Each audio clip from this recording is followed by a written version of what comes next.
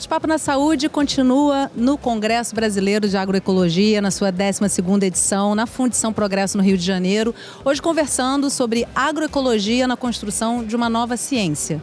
O nosso convidado nesse primeiro bloco do programa é Paulo Petersen, que é coordenador executivo da ASPTA e da comissão organizadora do Congresso Brasileiro de Agroecologia. Paulo, que prazer estar com você aqui, falando de ciência e agroecologia, um tema que você discute bastante. E aí eu queria começar refletindo sobre essa ideia da ciência envolvida na agroecologia, que é algo que é refutado muitas vezes por setores que não simpatizam com o crescimento desse movimento, e o quanto que essa ciência é construída com diálogos de saberes, né? Sem uma hierarquização academia versus conhecimento tradicional. Queria que você falasse um pouquinho disso para quem não conhece, não sabe do que se trata a agroecologia e o quanto de ciência se tem envolvido nesse processo. Essa é uma questão central da afirmação da própria agroecologia, porque a agricultura, como uma prática histórica, foi construída e diversificada, as agriculturas do mundo, exatamente numa forma de produção de conhecimentos na estreita interação com a natureza e com os diferentes ecossistemas. O nome agricultura não é sem razão. A forma de interação permanente com a natureza, onde se, através da observação, da experimentação, vai se decifrando os próprios mistérios da natureza e desenvolvendo práticas, tecnologias, conhecimentos, formas de uso da biodiversidade. E essa forma de produzir e disseminar conhecimento, que é multimilenar, ela foi, a partir de um determinado momento, com a afirmação da ciência ocidental, ela foi sendo pouco a pouco invisibilizada até chegar ao ponto da negação. Sendo que, por exemplo, nós não temos nenhuma planta alimentícia da humanidade que tenha sido descoberta pela ciência ocidental. São tudo que nós nos alimentamos, é uma diversidade imensa, vem de outra forma de produção de conhecimento. Então isso já bastaria para sustentar a ideia de que a ciência, em bases da filosofia, de uma epistemologia mais convencional hoje e hegemônica, ela é muito importante, ela não pode ser descartada, a objetividade dos métodos científicos. O que é absolutamente inadequado é a negação de outras formas de conhecimento. Então a agroecologia, exatamente, ela procura ter uma outra base epistemológica, exatamente nesse reconhecimento, construir formas, metodologias e um ambiente de co-construção da ciência.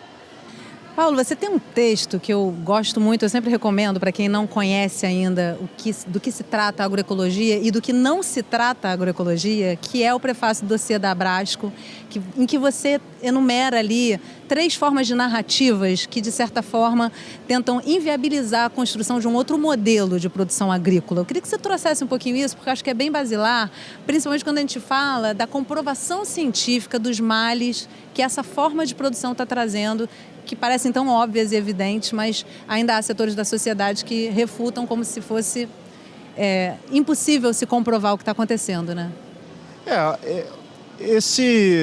Essa forma quando aplicada à agricultura, essa forma dominante de produção de conhecimento na ciência, que ela terminou virando uma espécie de legitimação absoluta. Se comporta quase como se a igreja da época medieval, que tinha a verdade, e essa ciência,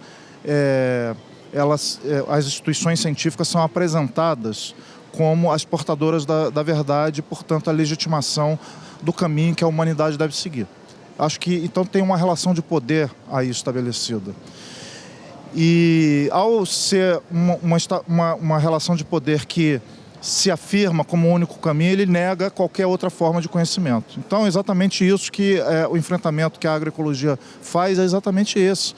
Porque, e não só no campo da agroecologia, mas várias outras ciências críticas, que percebem que, na verdade, a humanidade ela tem várias formas de convivência, de estar no mundo, e que são formas que são invisibilizadas por essa ciência dominante. Então, no caso da agricultura, a gente tem uma perspectiva e um discurso sobre modernidade, que a modernidade está sempre no futuro. Então, todos os investimentos, a ciência, tudo tem que orientar para uma determinada trajetória de inovação. E nós ficamos dependentes dessa trajetória. Tudo que escapa dessa trajetória é considerado atraso. Então, existe uma reação muito forte à forma de produção de conhecimento na agroecologia, porque a agroecologia aponta para outras trajetórias que são igualmente científicas, só que está muito mais vinculada à leitura das questões que a humanidade está enfrentando. Então, por exemplo, nós tratamos, a começar pelo tema da alimentação saudável, que ela é plenamente possível abastecer uma população mundial crescente, isso está mais do que comprovado cientificamente, mas insiste-se numa negação dessa possibilidade, que nós não teremos que avançar na mesma trajetória que nós estamos atrelados até agora. Então, é uma retórica que vai negando e colocando obstáculos na própria opinião pública. Vamos dizer assim, a agroecologia é uma volta ao passado. Não, absolutamente. Ela retoma conhecimentos que são ancestrais, dialoga com esses conhecimentos, mas colocando eles em contato com a fronteira do conhecimento científico. Então, esse tipo de compreensão e achando soluções que são soluções tanto do ponto de vista do produtivo, da produção dos alimentos, mas também equacionando um conjunto de outras questões que são essenciais e emergenciais, a começar pela questão climática. Então, a ciência dominante, ela termina impondo seus caminhos. Ele já reconhece que existe mudança climática, já é um bom caminho, porque antes sequer reconhecia. Não tem mais como negar, né? Não tem mais como negar, embora o negacionismo ainda exista. Mas o tipo de solução que é propugnada é mais do mesmo. E a gente, aqui, inclusive no Congresso, nós vamos discutir bastante isso. As falsas soluções, as chamadas falsas soluções. Porque eles negam o nosso caminho, afirmam e impõem, inclusive através de políticas públicas, determinadas soluções que só vão aprofundar o problema. E é interessante também a gente falar de um outro lado dessa ciência, que também é não só negar as comprovações científicas que endossam e embasam produtos da agroecologia de forma diversa, mas que também trabalham para construir confirmações científicas para um modelo que está posto, né? E quando você questiona isso, você é colocado no lugar do negacionismo, ou seja, num tempo em que se discute tanto a veracidade da ciência, um momento tão delicado, né? Como é que se trava esse debate com esse cuidado, mas também sem deixar passar questionamentos que são inevitáveis até para o fazer científico, né? Na verdade, existe um grande paradoxo aí.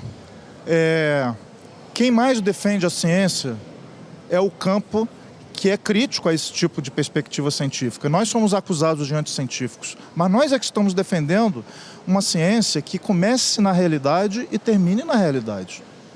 Não existe ciência. Qualquer método que você possa adotar precisa ter a realidade como prova. E essas afirmações, elas contrariam tudo que se diz, contrariam o que se defende o tempo todo. Então, por exemplo, porque os transgênicos vão aumentar a produtividade. Não aumentaram. Os transgênicos vão diminuir o uso de agrotóxicos. Não diminuíram, aumentaram e aumentaram exponencialmente.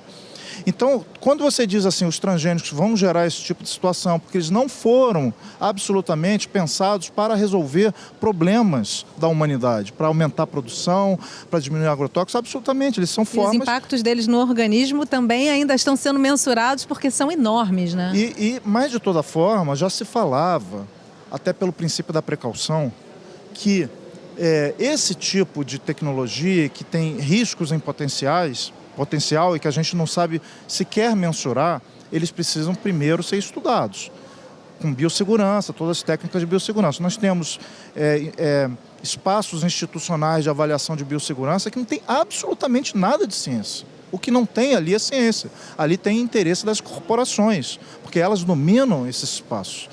Aí sim, o que se tem são cientistas cooptados por interesses econômicos. Então, esse é um grande problema, que falam em nome da ciência, mas eles não têm nenhuma credibilidade exatamente porque eles são pagos, né, por quem tem um interesse econômico para que essas tecnologias sejam aprovadas. A gente pode falar isso muito abertamente, porque essa já é uma situação mais do que documentada, né? Eu acho que é aqui que está a grande linha divisória.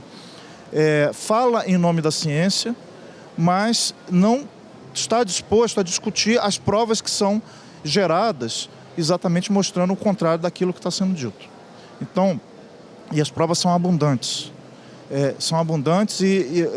Mas quando a gente sai do campo acadêmico e vai para a vida das pessoas que estão sofrendo diretamente as consequências dessa imposição, né, de novas tecnologias, aí a gente vê do ponto de vista de provas empíricas coletivas. E normalmente quem sofre de forma mais aprofundada e primeiro são as populações mais vulnerabilizadas. Eu acho importante a gente tocar no tema da soberania alimentar enquanto uma política continuada de Estado, né?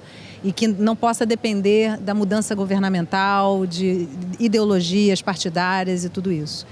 A gente saiu do mapa da fome, mas por justamente não termos uma consolidação disso, voltamos a ele, né? Como é que a gente pode pensar em perspectivas de futuro para que isso não volte a acontecer, que a gente consiga novamente sair do mapa da fome, que haja de fato soberania, né? Para que todos possam comer de acordo com as suas necessidades, das regionalidades, tudo que está envolto aí na discussão do projeto que a agroecologia abraça, né? Quando a gente fala soberania, a gente está falando de relações de poder. E hoje, a alimentação ela é controlada por grandes interesses corporativos. Hoje, quem tem poder de determinar como se produz, como se distribui, o que se consome, são grandes corporações. É disso que se trata. É o debate da agroecologia política. É de entender que nós precisamos recuperar o poder sobre os sistemas alimentares. É disso que se trata a soberania alimentar. Então, isso é um direito, antes de tudo.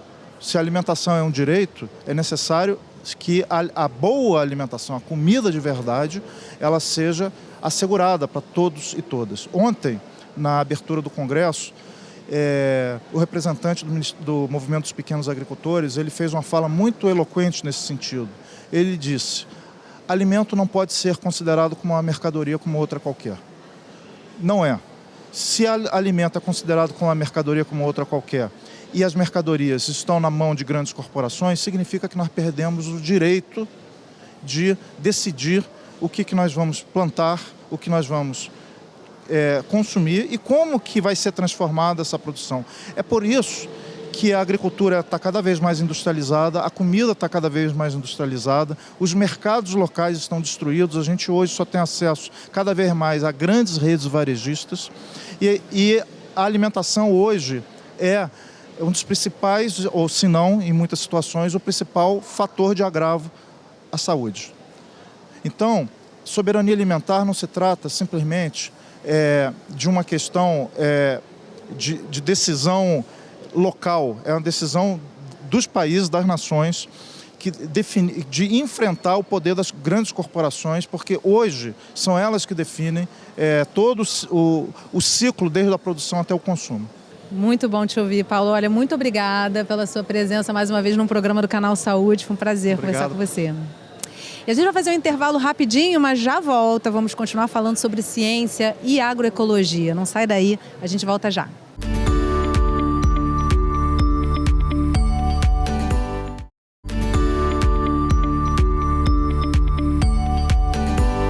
O Bate-Papo na Saúde está de volta, conversando sobre agroecologia na construção de uma nova ciência. A nossa convidada nesse bloco é Fernanda Savic. Ela é presidenta da Associação Brasileira de Agroecologia, a ABA, e pesquisadora da Fiocruz Mato Grosso do Sul. Fernanda, que prazer estar com você aqui com a gente hoje, conversando sobre uma forma de olhar a ciência que a agroecologia propõe, né? Dialogando com diversos saberes, como é a base da própria agroecologia. Queria começar falando um pouquinho aqui do evento. Como é que isso está sendo discutido? Você participa de uma das mesas, de alguns debates, que fala de uma ciência emancipatória. Como é que se traduz na linguagem da agroecologia, que é tão diversa, uma ciência emancipatória? Bom, primeiramente agradecer a oportunidade de estar aqui e da gente estar conversando sobre isso, né? Porque falar da agroecologia na boca do povo também é falar de democratização da ciência. E o que a gente tem chamado de ciência emancipatória, ciência cidadã, na verdade tem vários nomes, né? Mas a gente para nós o que mais nos aproxima da ciência emancipatória é essa ciência que ela tem uma função, primeiro que ela não se coloca na neutralidade e na imparcialidade, porque a gente sabe que a ciência ela não é neutra, né? Ela responde a um determinado contexto, então a gente já se declara, né, que a gente tem um lado, que a gente é parcial. E o nosso lado é na defesa dos povos, na defesa da natureza, na defesa da sociedade, né, da população. Então, partindo desse princípio, a ciência emancipatória é a ciência que cria, né, junto com as comunidades, a partir das comunidades, dentro do que de uma perspectiva que a gente chama, né, que é conhecida cientificamente como ecologia de saberes, né, então que ela horizontaliza, né, os conhecimentos, então não existe conhecimento mais ou menos, né, são todos iguais, o científico, o popular, né, tem o mesmo peso. Então a construção ela é horizontal, ela é popular, e a academia sai, né, dos seus muros e escuta, e com a comunidade constrói a pesquisa, constrói a ciência, porque a gente entende que essa ciência territorializada, ela dá as respostas muito mais assertivas e muito mais condizentes com a necessidade da população do que algo que não está nesse diálogo, né? Então a ciência emancipatória, ela, além de ser construída com, né, as comunidades, para as comunidades, mas especialmente com as comunidades, ela produz também os resultados que, de alguma forma, primeiro, dão ferramentas para essa comunidade, para ela transformar a sua própria realidade, e também dá condições para que esse território, para que essa comunidade, em determinados momentos, especialmente naqueles assuntos que são impactantes do ponto de vista político mesmo, né? Então, a gente está falando aí do enfrentamento ao agronegócio, enfrentamento ao complexo agrohidro e minero negócio, né? Porque hoje em dia a gente sabe que tem uma articulação, né, entre o agronegócio, a mineração e o acesso à água. Então, essa articulação, né, dá ferramenta para que as populações também consigam enfrentar, né, a violência do agronegócio sobre esses territórios e elas, de alguma forma, produzirem alguma resposta, né, e de alguma maneira também se salvaguardarem em relação a esse impacto. Fernanda, me corrija se eu estiver errada, são 20 anos de Congresso Brasileiro de Agroecologia, né, desde o primeiro em 2003. Como é que você avalia o cenário naquele momento e hoje a gente passa aí por uma série de discussões sobre as ciências, discussões inclusive muito perigosas, né, de negacionismo, que não é o caso do que se propõe a agroecologia, mas de fortalecimento de uma ciência mais plural, né, que possa dialogar com mais saberes, o que não significa colocar a ciência num lugar de inexistência ou de inverdade, né? Como é que você percebe esses dois cenários de 20 anos atrás e hoje, nessa discussão? Isso acho que é muito, muito legal a gente falar sobre isso, porque inclusive o próprio conceito da agroecologia, né, ele não é um conceito definitivo, né? Ele está aí, inclusive em disputa até hoje, né? E há 20 anos, se a gente for falar, a agroecologia que a gente defendia, ela é diferente da agroecologia de hoje em dia, né? A gente está partindo de um princípio, historicamente a gente tem um crescimento e uma ampliação desse conceito, porque ela partia de um olhar muito produtivo, né? A gente fala que a agroecologia ela tem 3 pilares, né, da ciência. A agroecologia é ciência, prática e movimento. E ela começou, né, lá no início, há 20 anos atrás, se a gente chegasse num CBA, ele tinha muito essa perspectiva da transformação da matriz produtiva, né, entendendo que a agroecologia tinha esse papel, né, de uma substituição de matriz.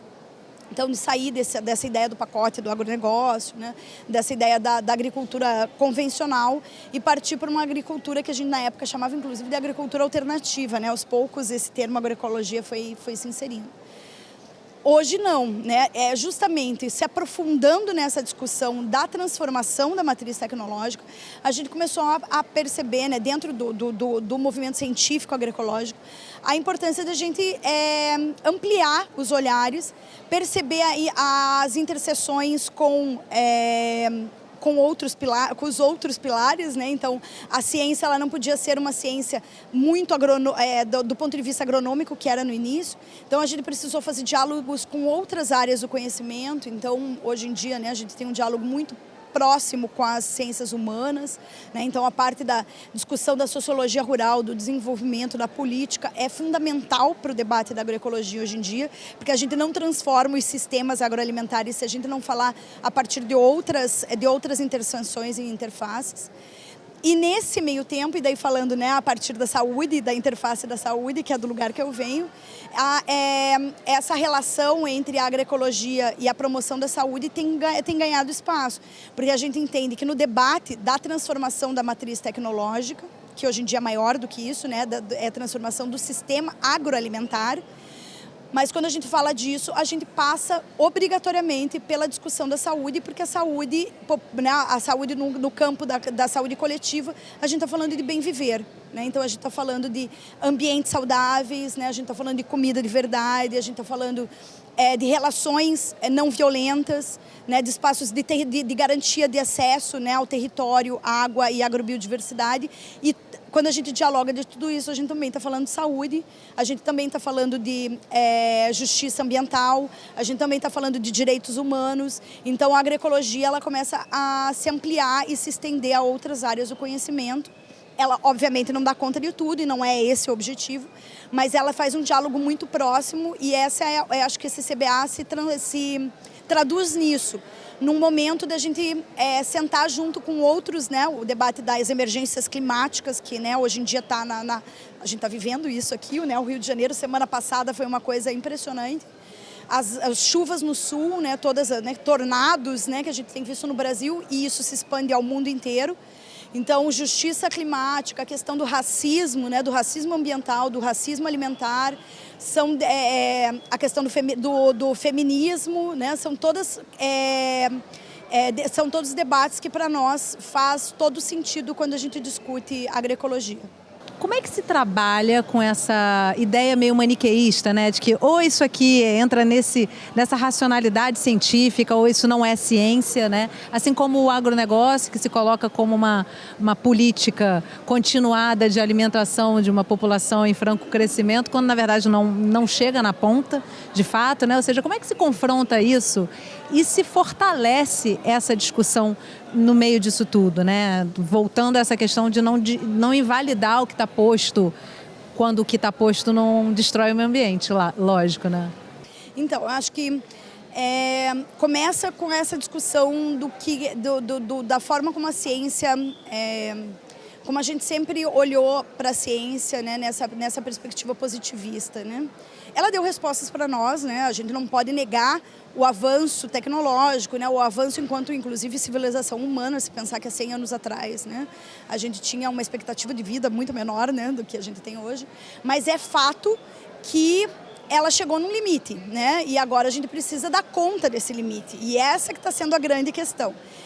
E a agroecologia ela tem respostas para algumas dessas questões que a gente está vivendo agora, inclusive sobre a crise sanitária.